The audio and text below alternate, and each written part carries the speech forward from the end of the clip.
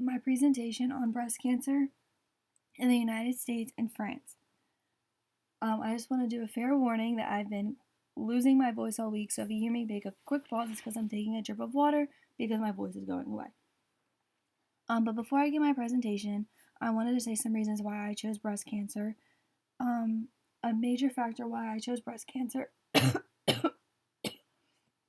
was because it is October, so it is Breast Cancer Awareness Month, and I personally have family members who have been affected by breast cancer, but thankfully they are strong enough to power through it, and they're currently in remission. Now, to begin, I wanted to talk about the basic cancer definition. So, cancer is a disease in the body where cells grow out of control. Breast cancer, in particular, is a disease where the cells in breast cancer grow out of control. There are different kinds of breast cancer, and the type of breast cancer determines what breast cells are turned into cancer. For example, the two most common types are invasive ductal carcinoma and invasive lobular carcinoma. Invasive ductal carcinoma occurs when cancer cells grow outside the ducts of the breast into other parts of the breast tissue and possibly other parts of the body. Then, with invasive lobular carcinoma, cancer cells spread from lobules to nearby breast tissue and can spread to other parts of the body. These are not the only two types of cancers, there are several others. Those are just the two most common ones. Other types of breast cancer include Peyer's disease, medullary mucosis, and inflammatory breast cancer. There are several parts of the breast, but the three parts of the breast to really know when talking about breast cancer are the lobules, ducts, and connective tissue. The lobules are the glands that produce milk, and they are what is involved in an invasive lobular carcinoma. The ducts are the tubes that carry milk to the nipple when a woman is breastfeeding, and they are what are involved in the invasive ductal carcinoma. Lastly, the connective tissue is the fibrous and fatty tissue that surrounds the area and holds everything together. Most breast cancer manifests in the ducts or lobules, as previously stated. It's also important to note that breast cancer, just like any other cancer, can metastasize out of the breast and spread to other parts of the body via blood vessels and lymph vessels. This fact is one reason why women often get both breasts removed if they get diagnosed with breast cancer, even if it's only in one, because they don't want to risk it spreading to the body and having other issues. However, once it does spread, it's kind of too late. It's also important to note in my background section that there is not an exact etiology or cause for breast cancer. However, there are certain risk factors. These risk factors are both preventative and non-preventative. The first set of risk factors I'm going to discuss are all non-preventative, meaning no matter what you do, you really can't control it. So the first risk factor I'm going to discuss is age. Age is a risk factor because as someone ages, their risk for breast cancer increases. In fact, most diagnoses of breast cancer occur in people, especially women 50 or older.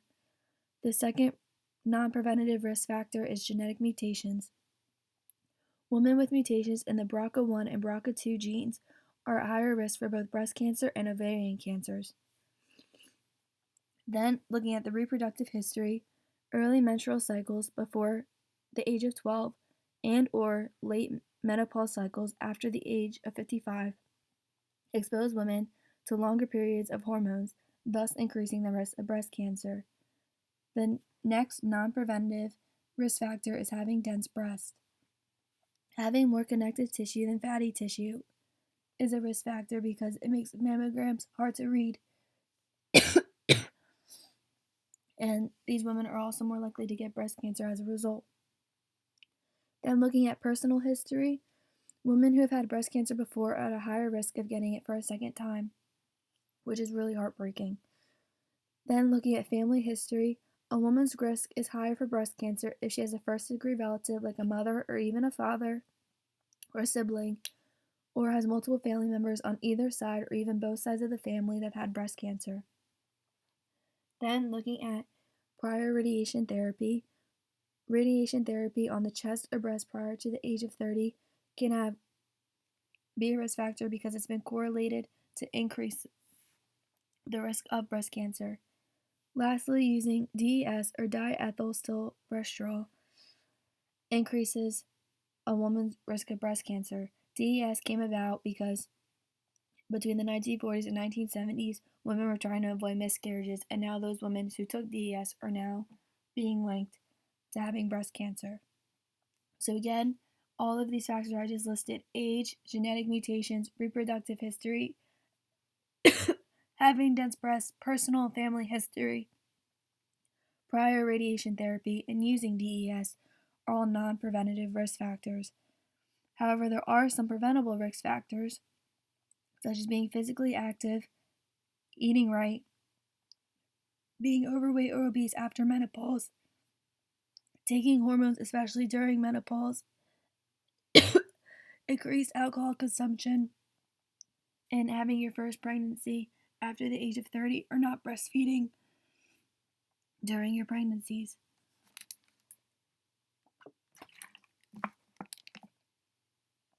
All of these risk factors, both preventable and non-preventable, are why breast cancer disproportionately affect women. I also want to discuss some warning signs. A new lump in the breast or armpit, thickening or swelling of the breast, irritation of breast skin, redness or flaky skin in the nipple breast area, and nipple pain and discharge are all major warning signs for breast cancer. This is why doctors stress women, especially over the age of 50, to constantly check their breast, doing self-exams. Now looking at some treatment options. So breast cancer can be treated with surgery, chemotherapy, radiation therapy, and or hormone therapy.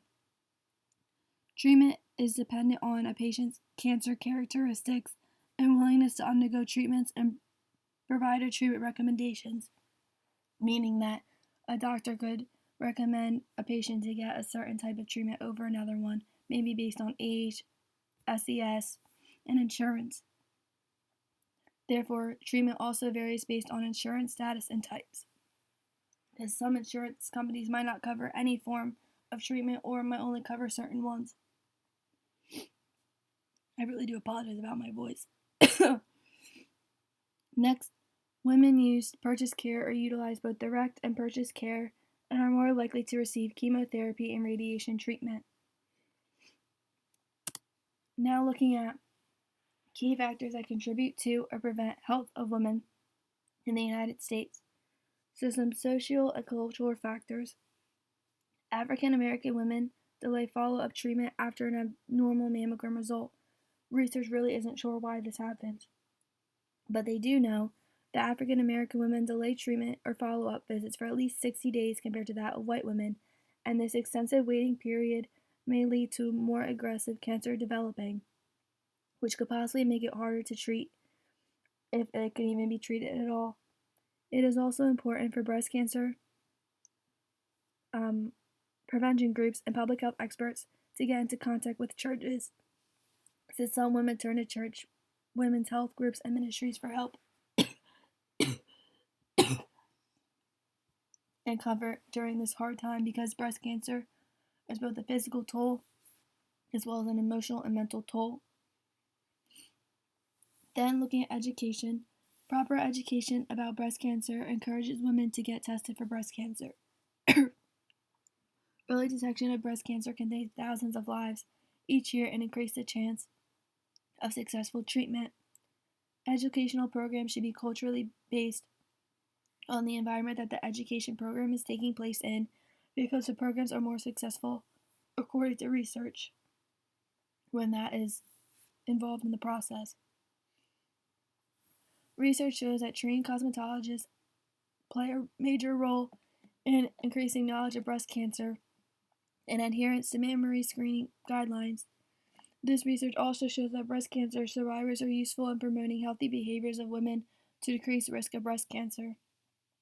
These survivors get properly trained by public health professionals so that they can teach effective health classes.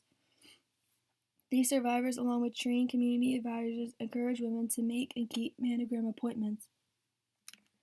They also utilize verbal persuasion and emotional arousal techniques during the teaching and encouragement process. It is believed that when women talk to past cancer survivors, they tend to do more of what they say because they connect more on a personal, one-on-one level. Then looking at the geography aspect in the U.S., states with lower Medicaid coverage experience lower screening rates. States with Medicaid expansion are expected to have a lower financial barrier in using healthcare services such as screenings. Women living in non-expansion Medicare states are less likely to get breast cancer screenings. More states in the South choose not to expand. As a result, these women are exposed to higher than average risk for cancer, especially breast cancer.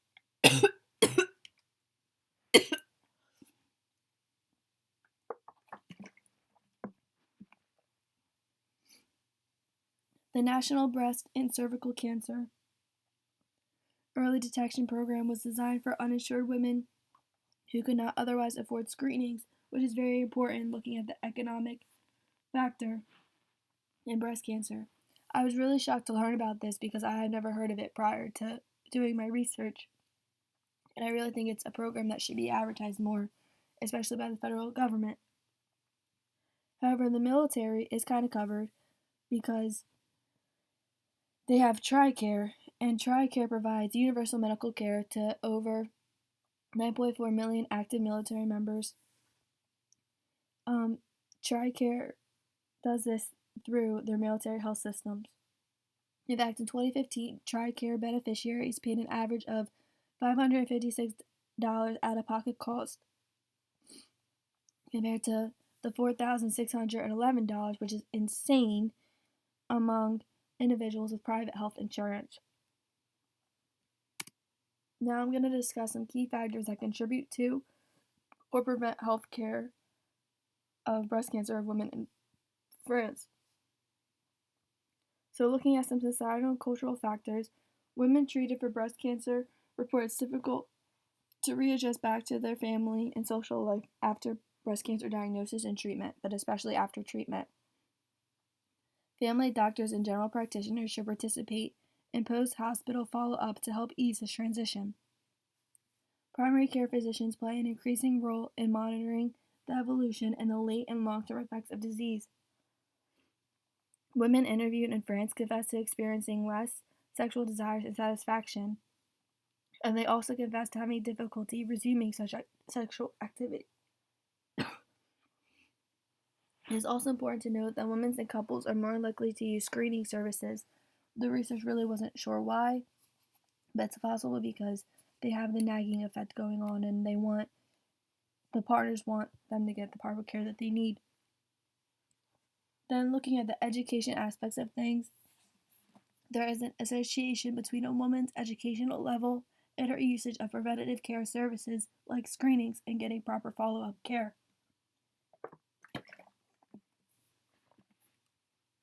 It is important to educate public health staff and teach health literacy to the population so language and culture are not barriers for patients seeking care. Then, looking at the economic aspect of things, there is an association between a woman's educational level and her usage of preventative care services, like screenings. Since 2004, every woman in France between the ages of 50 and 74 is offered a free mammogram every 2 years.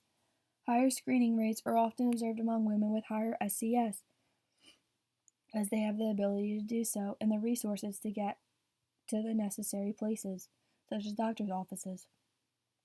However, the 2008 financial crisis had major impacts on society and population health after changes in employment status.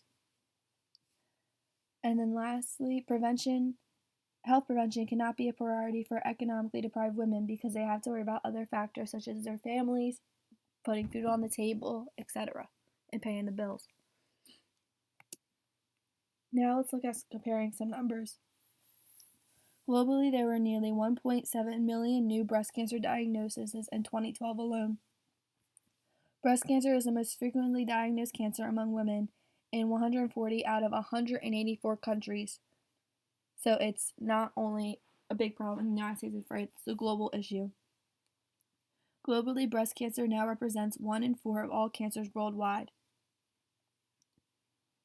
Since 2008, worldwide breast cancer incidence has increased over 20%, and mortality has increased by 14%. But looking at the US specifically, their world ranking in health is 22, and on this list it's better to be lower. So the US, in terms of the world ranking in breast cancer health, is doing better than France. The prevalence rate is about 84.9 per 100,000 women. And then about the incidence rate, about 240,000 cases in women and 2,200 in men are diagnosed each year. Over the last decade, the rate of breast cancer has increased for Black, Asian, and Pacific Islander women. In 2019, it is expected that there will be 271,270 new cases of invasive breast cancer. And in positive news, the rates have been increasing since 2000, even though these numbers might not show it. So, breast cancer is the most common cancer in women, no matter what one's race or ethnicity is. But looking at the mortality rate, about 41,000 women and 460 men die each year from breast cancer. Black women have a higher rate of death from breast cancer than white women. It is the second most common cause of death in white, Black, Asian, Pacific Islander, American Indian, and Alaska Native women. It is the most common cause of death from cancer among Hispanic women. An estimated 42,260 breast cancer deaths will occur in 2019 alone in the US. Then looking at France, their world ranking in health is 4, with a prevalence rate of 99.1 per 100,000 women, an incidence rate of 56,162 cases in 2008, and the mortality rate in 2018 was 13,353. So this is kind of like a wrap up of the social, cultural factors and influences of both the US and in France. These are both common themes that were found in both articles, so both looking at the US and France. So inequalities in health status, environment, access and use of care, SES, knowledge, and cultural beliefs contribute to disparities in the health care and treatment of women with breast cancer and women in general. The four major themes seen among cancer patients is that cancer is a permanently life-changing event. Several patients mention a decline in physical capacities, leading to a sense of autonomy and a sense of isolation. Some patients refer to the breast as a non-vital organ that they are okay with removing, but it still impacts their life. Managing the effects of their treatment through traditional alternative medicine, meaning that some patients really like having the option to choose whether they want to use chemo or do something like aromatherapy to treat their cancer, or post-cancer, like in remission. Then their view of their future was altered due to lack of support by their family, friends, and coworkers after the cancer diagnosis, as well as a constant fear because of the uncertainty feeling that the cancer might come back and relapse. And then lastly, it's also important to note that what they perceived from their primary care physician and the role their doctors now play in their lives and the new relation they have formed with their doctors, because now it's always going to be a major part of their life, even if they're in remission. Breast cancer has an intimidating reputation as a disease because of the symbolic importance of the breast and the mutilating effects of the treatment, and again, the social, physical, emotional, and mental toll the treatment has.